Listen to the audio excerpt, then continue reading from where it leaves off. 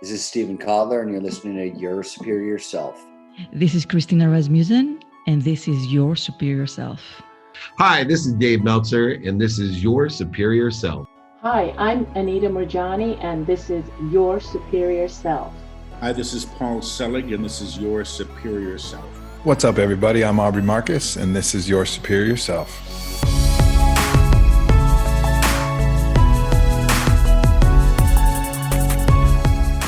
What is up, beautiful people? Welcome back. I'm Trey Downs, and this is Your Superior Self. Thank you for taking the time to hang out with me today. Thank you for downloading this episode. If you haven't already, hit subscribe and leave a rating and a review. It helps me scale the podcast. It helps me get this out to those who may need it the most. And today is an excellent episode to share because I have Baltimore native Jamie Shapiro on the show. She has been coaching and developing high-performing teams since 1998, from the way back. And her interest in the intersection of wellness and leadership grew out of her own experiences as an executive at a large-scale IT company. And she's managed large teams, faced enormous pressure, and was often on the road. We all know that feeling, right? Before pre-COVID, everyone's on the road doing their thing. Busy, busy, busy. But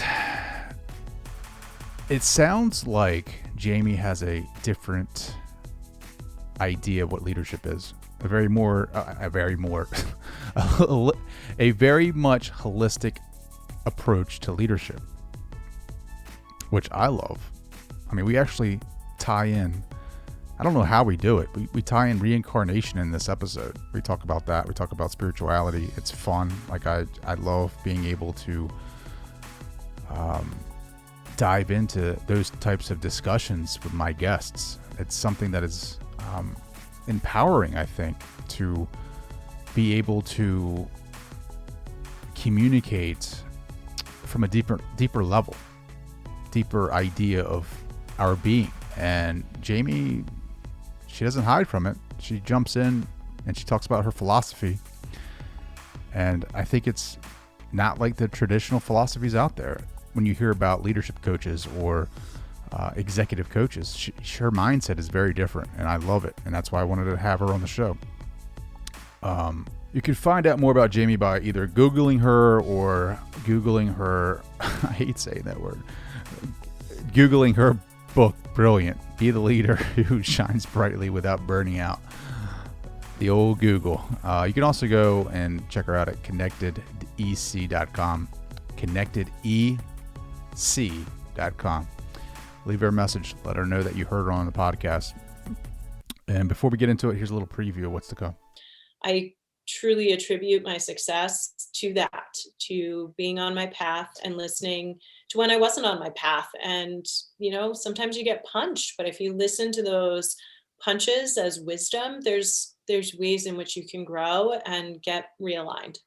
I love that. That's when we actually dive into the spirituality aspect of the show, like the inner being that is you, that is pointing you in the direction that you should be going, but obviously you ignore that and you think with your analytical mind and try to assess the situation or the environment that you're in, and you try to analyze everything from the prefrontal cortex instead of listening to your gut instinct that is pushing you in the direction that you have to go. But you don't listen. You continue to go in the direction that you think you should be going.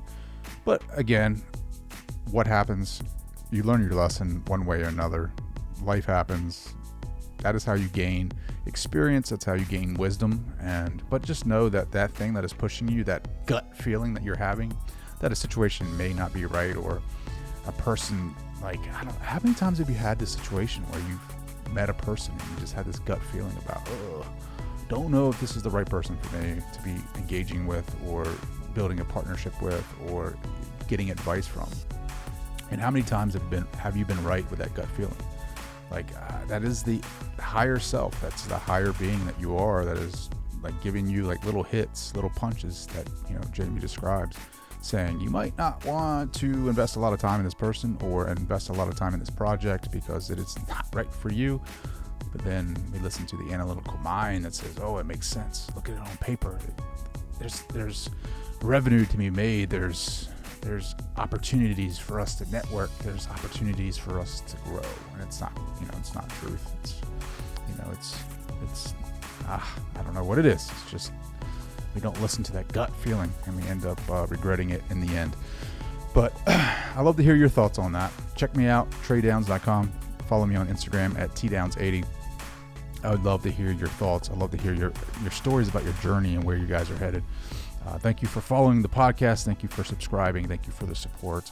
I love doing this, and I love being able to give you guys this type of content that is very valuable, and I hope that you guys are enjoying it as well. So without further ado, here's my conversation with the great and powerful Jamie Shapiro.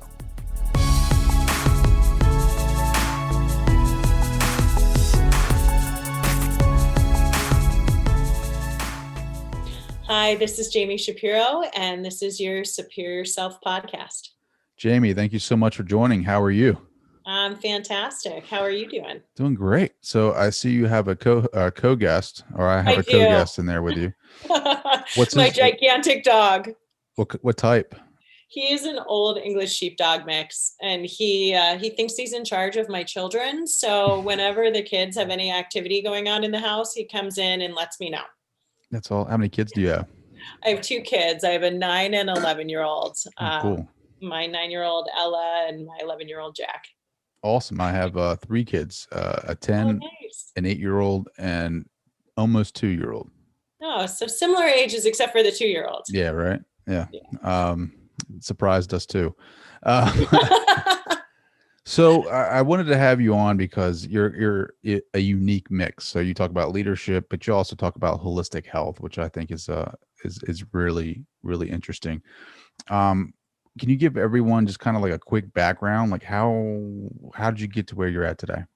Well, I was a corporate executive for a long time and had my own cycles of doing well in leadership and then burning out, and cycles of taking care of myself and then not, and sacrificing myself for business goals, and really compromising my work-life balance and my quality of life. And so that was kind of my cycle in corporate America. And I just knew fundamentally there was a better way to do things, but it's hard. It's hard to create new habits, especially when you feel like you don't have time and you have a lot of pressure on you.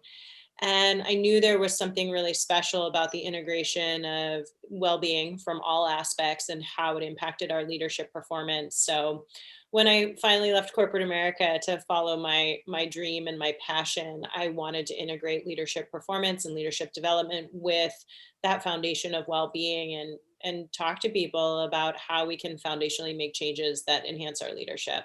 An executive leader. That you would think that's a given, right? Like you would think somebody in an executive position would be a good leader, but that's not always the case, right? No, like, I mean, no, that's definitely not always the case. It's not always the case. What makes you a good leader? Like I think about some of the attributes that you have to have as a leader. And I think my biggest one is communication. Like, I mean, I think that to be a leader, like a great leader, not just a good leader, but a great leader, you have to be very clear about your mission, right? Like what your expectations are of your employees, right? Like if they're not doing what you want, or you're not performing at a level that you expect them to perform at, I think that they're doing that because your expectations have not been set. Either you haven't communicated that, or you're not communicating that clear enough so that they understand what you expect of them. Yeah, I think communication is really key. I think what you said about creating a vision and aligning around that vision is really important. I also think that realizing that when we see the best in others, they see the best in themselves, and leaders are about bringing out the best in everyone around them. And creating high performing teams that are not just accountable to the leader, but are accountable to each other. And I think that that's real leadership, is when you create those type of connections, not only with you, but within the team. I also think curiosity and empathy and listening, that those are all really fundamental skills to leadership. And I think we spend a lot of time as leaders thinking we need to solve. And that's sometimes the case. What I think is more the case is that we need to be curious and help other people solve through asking really great questions. Mm. Are you a big advocate of delegation? Yeah, I mean, I don't think there's no one person that can do it all. So I think about team accountability and collaboration. And I think those are really keys to being a great leader and having a high performing team is, yes, it's about delegation, but it's more to me about making sure we understand each other's strengths, leaning in when we need to lean into each other, collaborating when we need to lean and collaborate together. Yeah, I mean, of course, delegation is a part of that, but I think a bigger part of that is understanding how we work together. Yeah, the reason why I ask is because like I feel like a lot of micromanagers are the worst at delegation, right? Like they're the ones. Well, if they delegate, they're going to delegate the task and then probably email you every half hour until you get it done, Hmm. and then check it and then send it back if it's not the way they want it. But I mean, delegation for me as a leader, I think is huge because one, you're not one, you're giving them your work to perform, so that I think you're growing them in the aspect that you to do your job, right? Like you're helping them bring them up to your level.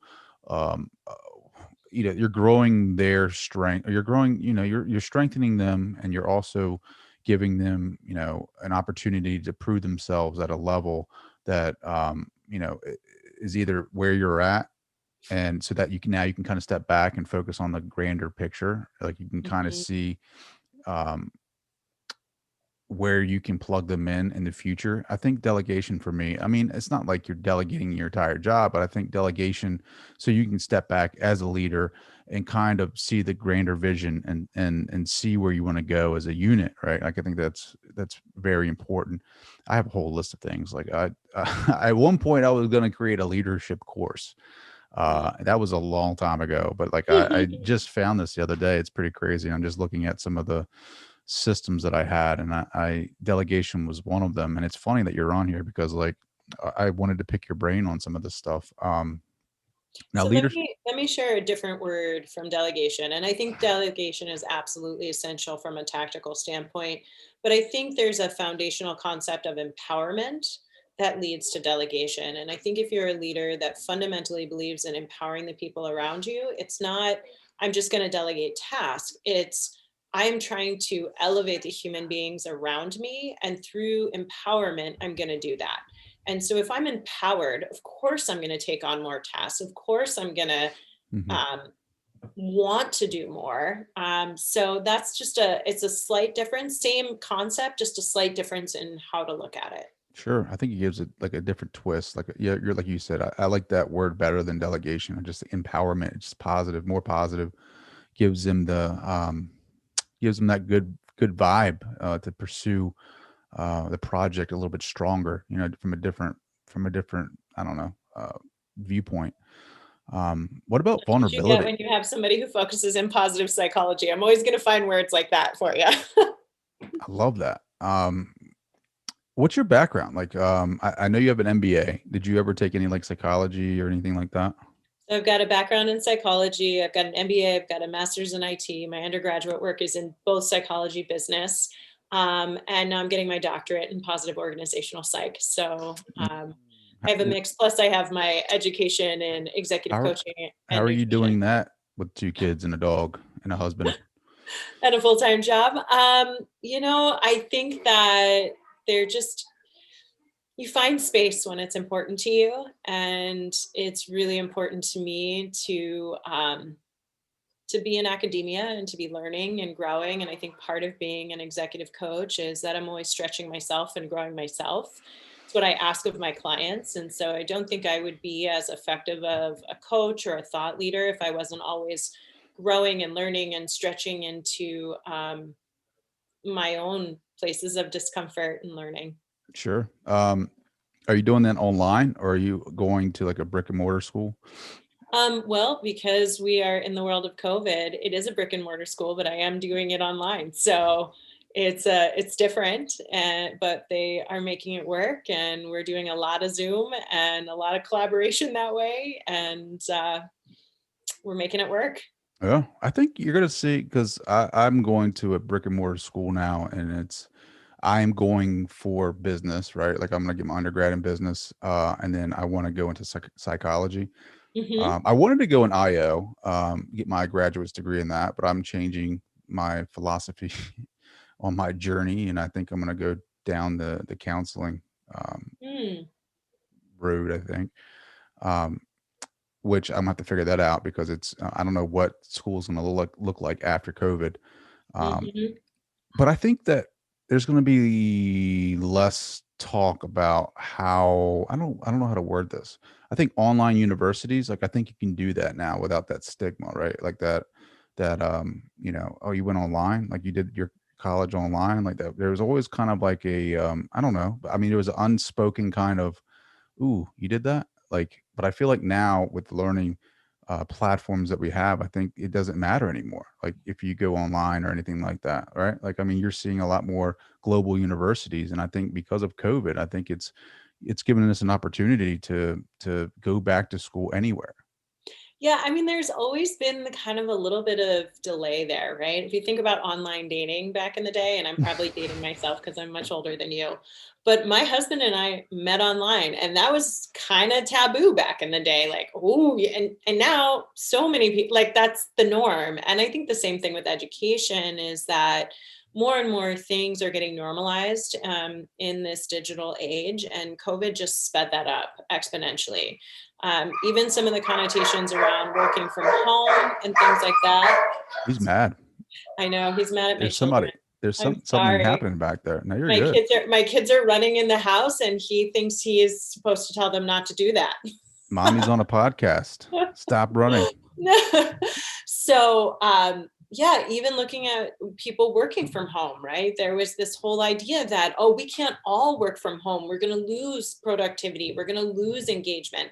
And that's simply not what the evidence is showing. And so, Mhm. we're in this big collective situation where we're getting more information than we've ever had. In these different virtual environments. And so far, the feedback has been, and it's not universal, but a lot of the feedback has been very good.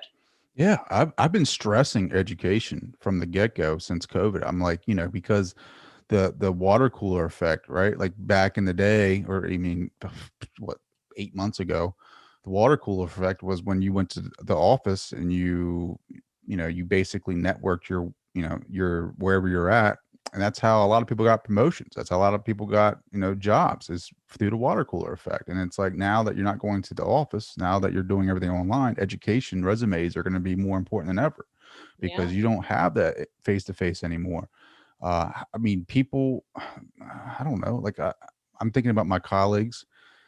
I mean, we still talk on the phone, we do some teams. I mean, but it's not the same. We're outside of meetings. We're not really having conversations. So I think Yeah. the water cooler effect, you know, it might be on its way out. I don't know, or unless it evolves or pivots. But I think that education going forward is going to be a huge thing. A lot of people are saying, you don't need a college education to do this, be an entrepreneur. But I think it's more important now than ever to go back and have something on your resume to make you stand apart from some people. Yeah, I think that's very true. I think, and I love education, period. Yeah.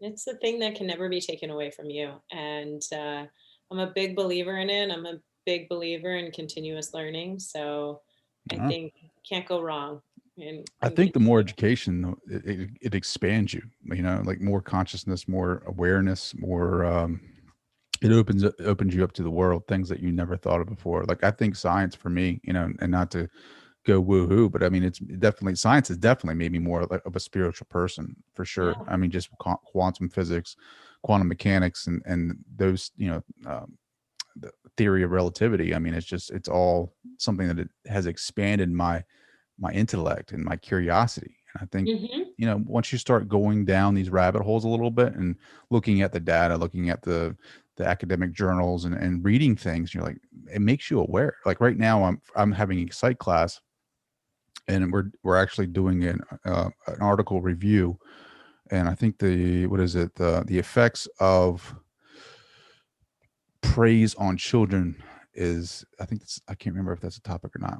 It's due at the end of the semester, but Are you looking at Angela Duckworth? yes, Duckworth and Dweck, right? So Oh, yeah. I've done the effects of praise, like just looking into the research, looking at the data and the literature, like has blown my mind just by the way that I praise my kids. Like I never thought about that.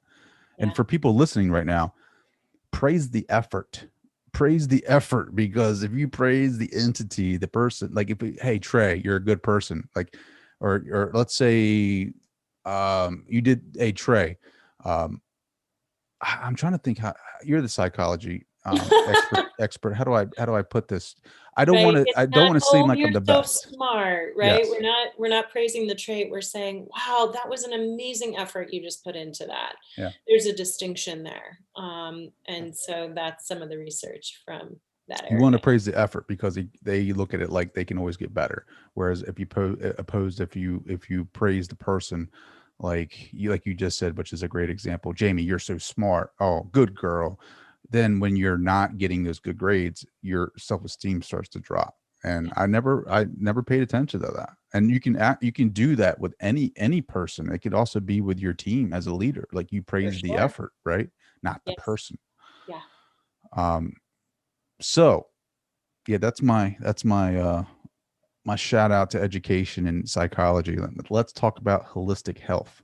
Okay, let's do it. Why? I mean, you talked a little bit about it before, being an executive, in an executive position. Like, was your health like in question back then? Like, did you feel like sure. yeah, like as far as like what ways?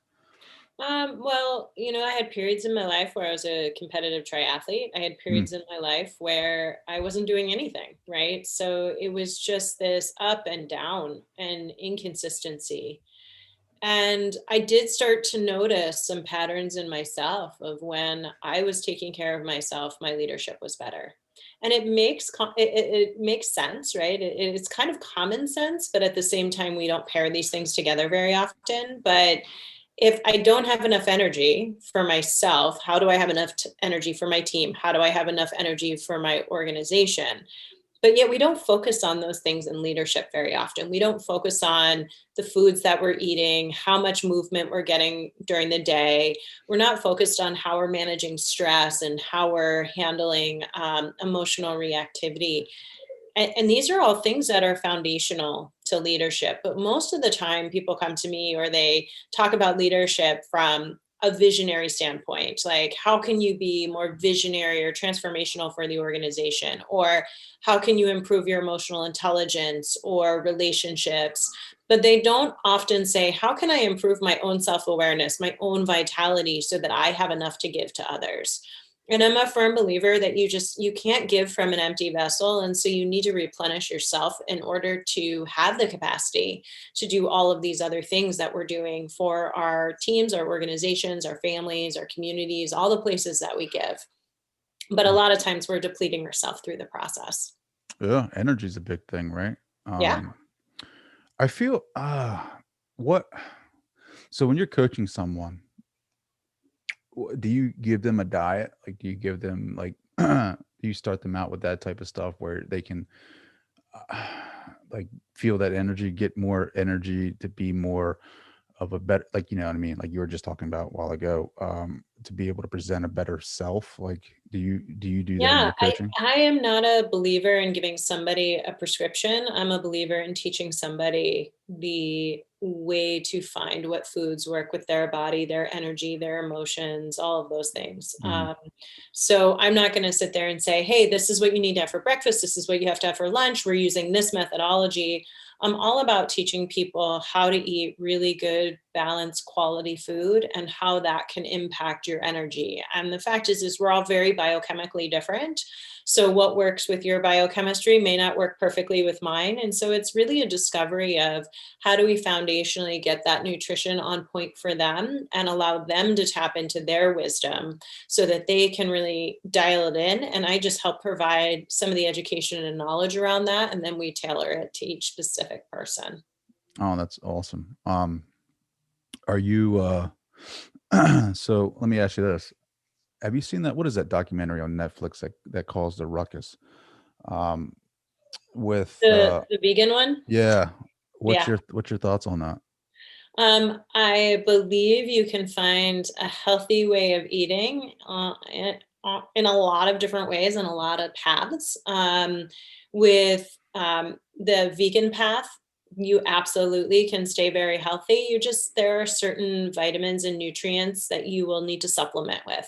So as long as you're very educated on how to do that right and how to eat quality food on a vegan program, great. What mistake I see a lot of people make is they see a movie like that and they go, great, I'm going to be a vegan and I'm going to eat a bunch of processed food and I'm not going to eat meat, and I'm not going to eat animal products, but I'm going to eat as much processed food as they need to because there's no meat in that. And that is, that's a recipe for disaster.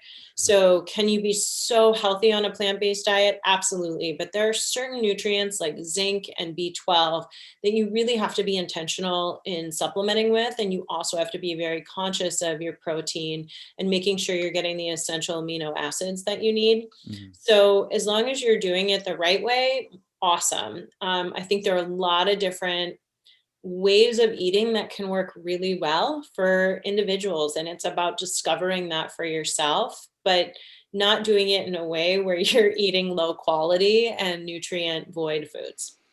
Yeah, I think it's kind of crazy. I don't know. I like meat and I do like some, I don't know, some asparagus. I like some of that stuff too, but I'm a meat guy. I think what my remedy is like the intermittent fasting. Like I find that's very healthy for me. Like I mean, we're just not genetically made up to eat. In my personal opinion, I don't think we're genetically geared up for 3 meals a day. I think we're, coming from that. We evolved from that hunter gatherer lifestyle. Long ago. I just think that I like to, drink some black coffee in the morning, not eat till like 1 or 2, and then what I eat, a salad, chicken salad or something something like that, and then have an early dinner, and then just have that long intermittent fasting point between dinner and again the next afternoon.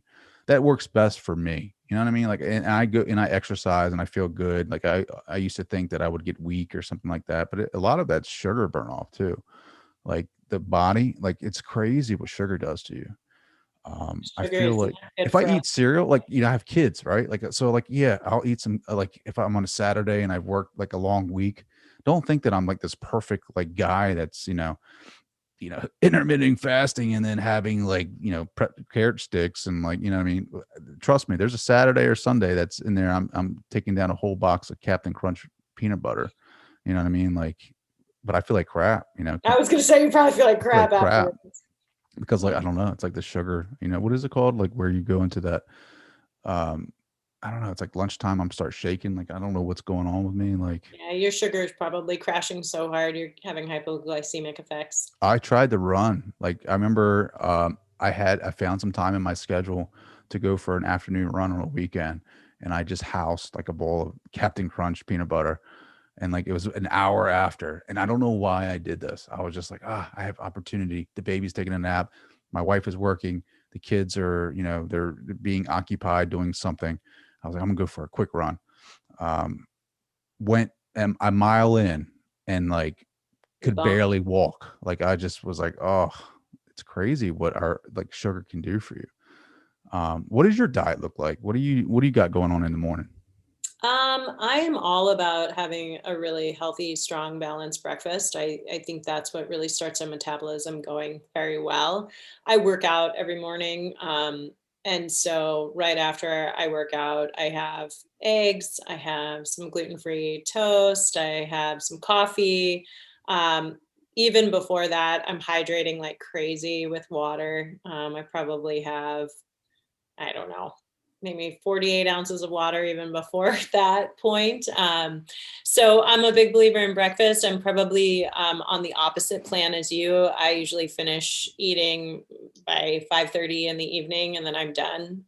So I really want to give my body the opportunity to metabolize and get the best sleep possible. And I think one of the mistakes we make as human beings is we have huge dinners, Mhm. and that really is disruptive to sleep and our quality of sleep. And I really think a lot of people are metabolically wired to do that in reverse, to have a Sure. bigger breakfast and a smaller dinner. That makes But sense. again, it's individual and there's no one size fits all. And so I'm not someone that says, this is how I eat and this is how you should eat. This is how I've found works best for my body. Yeah. What time do you usually get up to go work out? I wake up at 5 every day. Yeah, 5 a.m. club. That's what I'm talking about. Yeah, sometimes a little bit earlier. I'm just wired that way. I'm a morning person. So I wake up, I meditate, do yoga, CrossFit, and then come home and have breakfast. That's awesome. So you're going to a place and doing this? You guys are still doing that? Yeah, we are so fortunate. We have an amazing gym that is super careful, very small. We don't have any more than 4 people in the gym at once. Everybody's masked, and we clean obsessively. So I think that combination has worked very well for us. And we have a really small community, so it works. It's awesome. Meditation. I love that. What are you guys using for meditation? I have done so many different things for meditation in my life. It's a big part of who I am, a big part of my leadership. And Mhm. I love Insight Timer. That's probably my favorite app out there. Calm's really great, but a lot of times I meditate without any Sure. tools or anything like that. Have you ever reached like a higher consciousness? Have you ever reached that place of like, I don't know, just a higher knowing I don't know how to answer that. for yourself? I mean, it's different for everyone, right? Like, I mean, meditation's different. I feel very much like a master of my mind. So I feel really just so grateful to know that I'm at choice, to Mhm. know that I get to put energy in the thoughts that I want to have, and that the thoughts I don't need to give as much energy to. And I can look at those thoughts without judgment and without getting hooked into them. So I don't know if I've, accomplished what you shared, but I do feel like through my own spiritual, intellectual growth as a human being, I have learned a lot about my own mind. That's awesome. No, I think it's important. I think it's, you talked about thoughts and energy. I think that we can, I think the ego is a big pain in the ass. We can never get rid of it, right? Like we have to live with it. It's just a part of us. It's the brain that's created the self for survival. I mean, it's never going to go away. I just think that meditation for me has been a game changer because I can live with the ego, right? I see it for what it is. A lot of people, what is it? Ryan Holiday has a book that says "Kill the Ego" or something like that. Yeah, I don't agree with that. I don't think Only you can because kill I it. think you've got to love every part of yourself, right? And Mhm. the ego, as you said, isn't going away. It's a part of us. It's a part of our human existence, and it's important. There's nothing wrong with ego. It's understanding when the ego's driving the bus and when it's not, and understanding how to take action from other more elevated aspects of ourselves versus the ego. But I'm a real big believer in not making any part of ourselves wrong or bad or cutting them off, because that to me, in order to step into your greatest light, your greatest potential, you also have to accept your darkest shadow self. Oh, So you know who you sound like right now? I don't know who I sound like. Carl Carl Jung. Oh, Doesn't he talk about the shadow? yeah, yes, he does. So I'm a big believer in loving the whole self and all aspects of self, and the ego is included in that. Yeah, no, I agree with you. I don't like, I don't like the idea that you can that's like you said, it's an aspect of yourself, and it's loving that for what it is. It's just, like I said, it is your brain, this program that, it is built for your survival. It's Right. what saves you. It's what saved Yeah. us, at the very, why we're still here as a human species. Homo sapiens are here because of that, because of the emotions, because of the thoughts. I mean, that the ego have provided us, that fear, you know what I mean? That anxiety is what saved us all those years. The problem is now is that we don't have tigers jumping out of the woods. You know what I mean? Like we don't have saber-toothed tigers. We don't have any of the external dangers really. I mean, we do. I mean, obviously there's different types, but now the anxiety is when we go out to social events, Right. like when we get on Zoom calls with the kids, the kids get on Zoom calls with their classrooms, and now the anxiety is different. And like Yeah. now we're just trying to learn how to deal with it in anxiety. Right. Yeah, I think a really important thing is that our human body doesn't really understand the difference between physical stress, like you talked about the tiger, and emotional stress. The physical body reacts the same. Cortisol levels go up, we go into the amygdala part of the brain. So, one of the things I really teach people is how to use the wisdom of the body to calm the brain down, right? Mm. So, how do you use deep breathing and relaxation of the body in order to get back to that prefrontal cortex of the mind so that you can get back into your deep level of thinking. And so as we go through our days of, what we call amygdala hijack, where we're in that primitive brain, that amygdala that's saying fight, flight, or freeze, how do we take that deep breath, that moment of calm so that we can get back into our responsiveness versus our reactivity? And that's something that I think we don't talk enough about in leadership, but to me it's essential, because being a great leader means being responsive. Yeah. Responsive to all the fires you have to put out. Yeah. And leaders, I know for myself, and I know for you, we've all had that constant run in with cortisol that, and we're not supposed to be living in those, constant cortisol, fluctuations in our body. Like, No. that's the chemical that makes you feel stress and anxiety. It is what it is, but you're not supposed to feel it all the time. It's only supposed to come up when it's saving you from the tiger or from the Zoom meeting that you have to go to. Right. But I mean, that's another thing too, right? Like, I mean, we're learning more about emotions and what's causing diseases and things like that. I mean, cortisol, constant stress. I mean, beside not only, not just cortisol, but, health too, right? Like holistic. I mean, that's why you're doing what you're doing. Diet, right, is another part of that. Plus being able to meditate and get a control of the ego and the cortisol release. I think, can help us live more of a well-balanced life. Yes, absolutely. And we're just not meant to be in the part of our nervous system that is constantly hijacked, and we are. And that's not the place that great leadership comes from. And I just think there's been a missing link in how we teach and think about leadership that doesn't incorporate the full body. And that's really my book is all about, is really about full body leadership and how you incorporate the entire body into peak performance in leadership. The entire body into peak performance. What about releasing, right? Releasing those emotions. And my alarm just went off to go to bed. That's how old I am. I don't even know where you are. Where are you? I'm in Baltimore, so it's You're in 8:30. Baltimore. Yeah, it's 8:30. I usually like Thursdays are my recording nights, so I know it's gonna be a late night, but I usually I go am to bed at originally 8. from Baltimore. You're originally from Baltimore? I'm originally from Baltimore. No shit. I Where at? thought I recognized your accent. Owings Mills, Pikesville, that area. Yeah, where are you at now? I live in Boulder, Colorado. Okay, cool. When did you move out there? When I was 15. Wow, my accent. What are you talking about, hun? I was like, I can't tell what part of the East Coast, but I think it's Baltimore. It's so funny. I love when people So what say school that. did you go to? I'm sorry, we shouldn't be talking about this on the You're podcast. good. This is the This is my podcast. This is what it's all about. So I'm actually originally from Delaware. Oh, you So, are? Okay. yeah, I'm originally from Delaware, moved up here for my job, work in DC. I live in Baltimore for 10 plus years. My kids go to schools around here. My wife is from this area, Baltimore City, went to Catholic schools. Um, so my kids do that too now. But yeah, I mean, it's a great area. I love it. I mean, it's definitely underrated. But again, it's nice to be able to speak to somebody, from Baltimore. I don't get too many Baltimore guests. No, I bet not.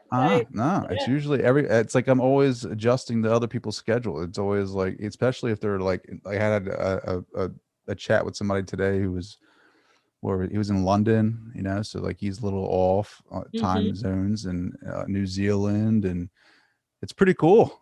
That's Yeah. awesome. Yeah.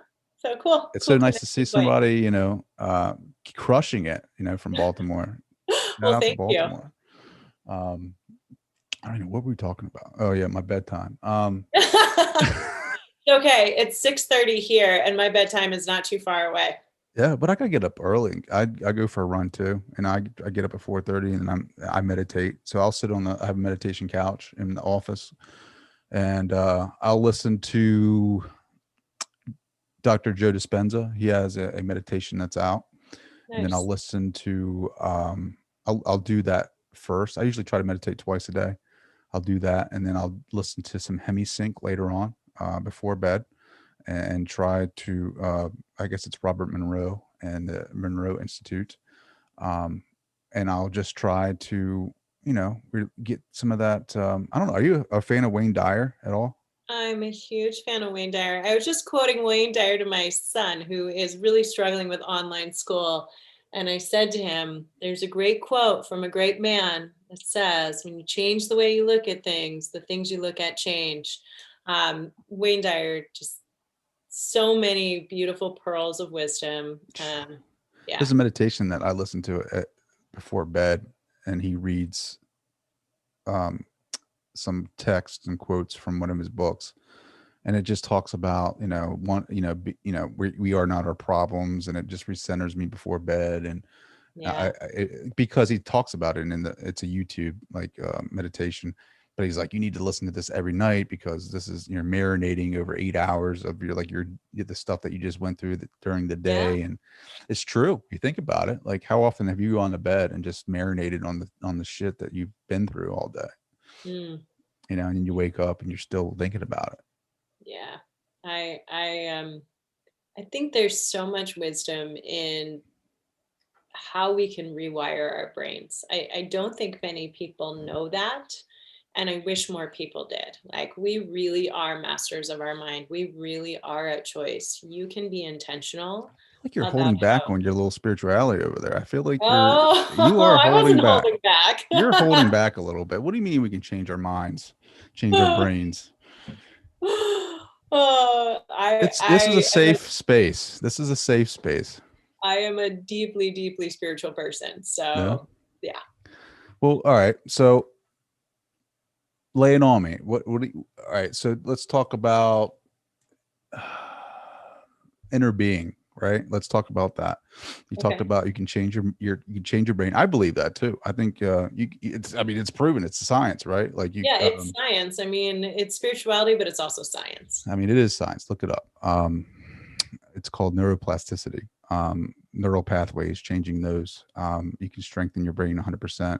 That the lie that you only use 10% of your brain is that it's just a lie.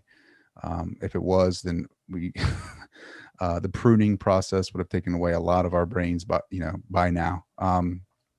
But yeah, the inner being, right? Like, what's your thoughts on that? Like,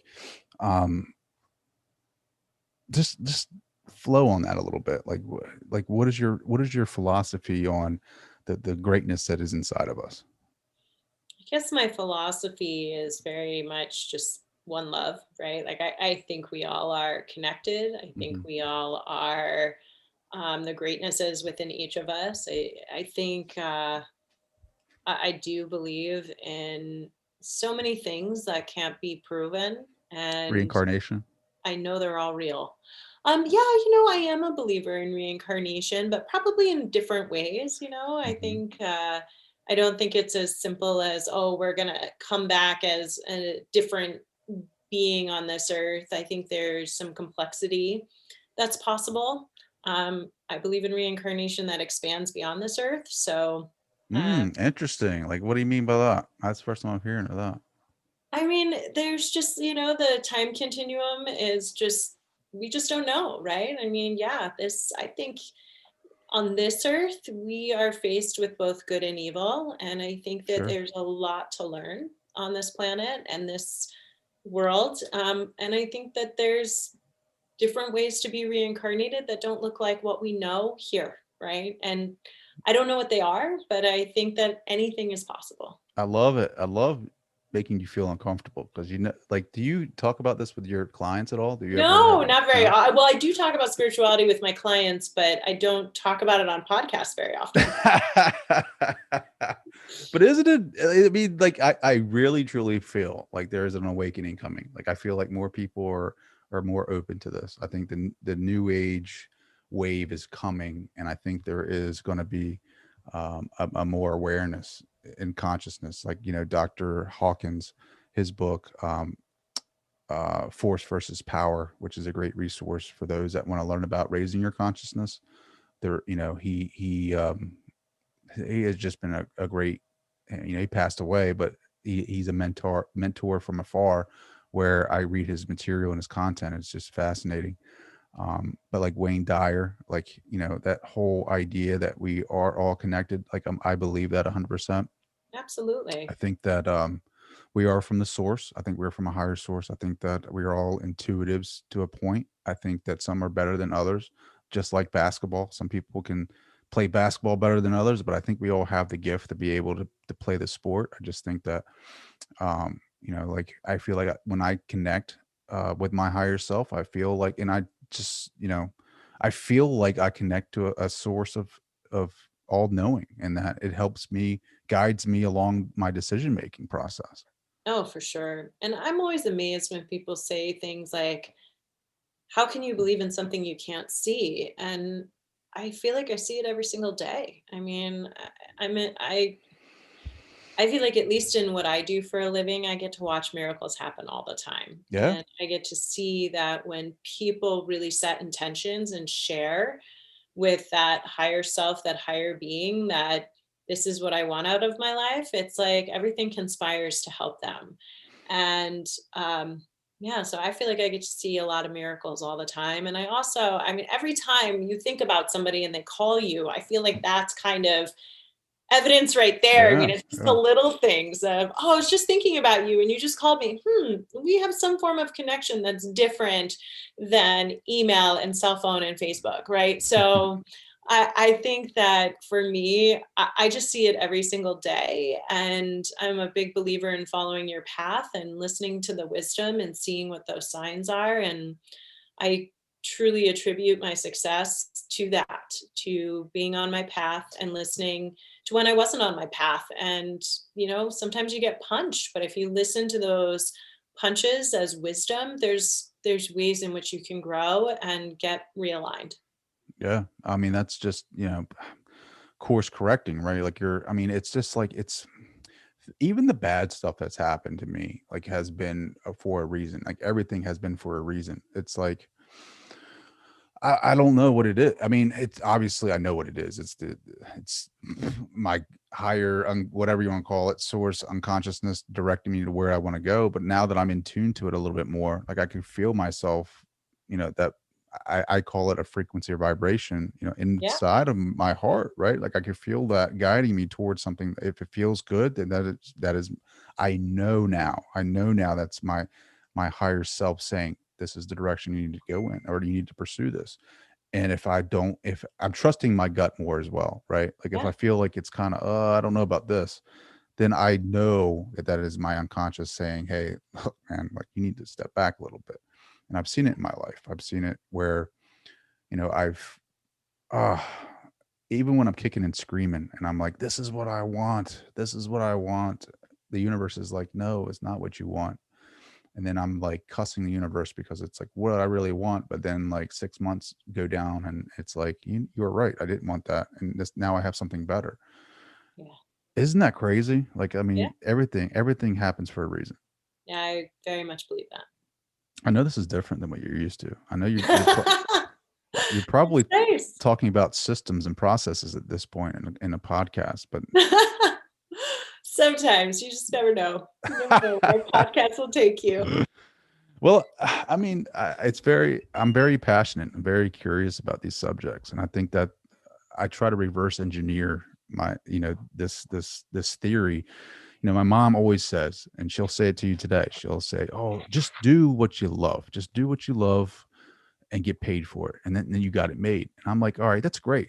I tried to do that. I love sports. Right. But it was hard for me because like I went in, like I loved football. I played football. I played baseball, but I was never going to make it to the pros. So I went and tried to go do athletic training.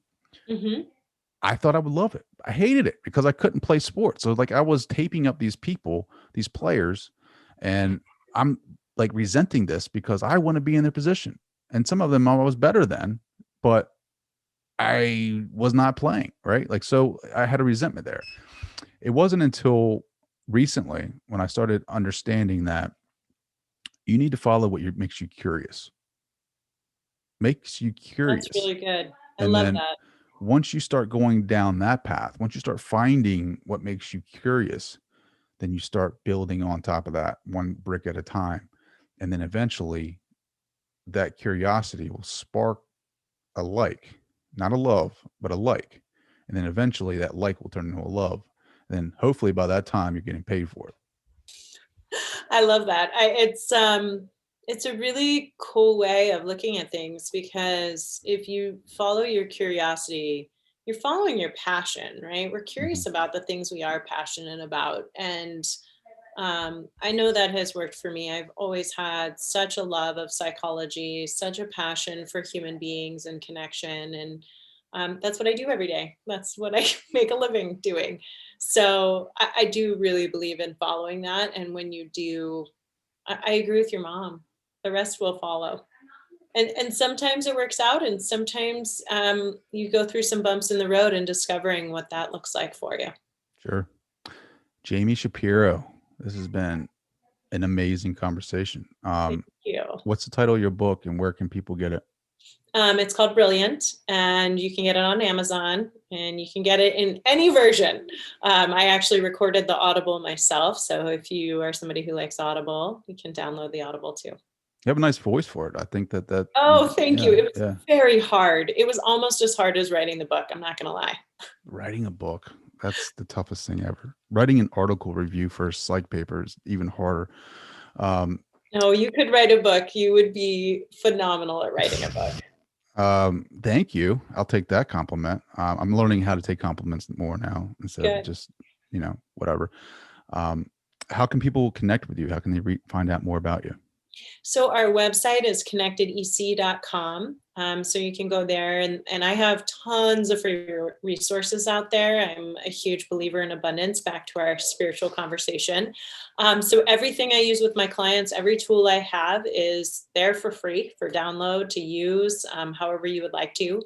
And that's probably the best way to connect with me. Or I am on LinkedIn, but the website's probably the best. And if you want to drop me an email, you can drop me an email right through there. It goes right to me. That's awesome. I love connecting with homegrown talent.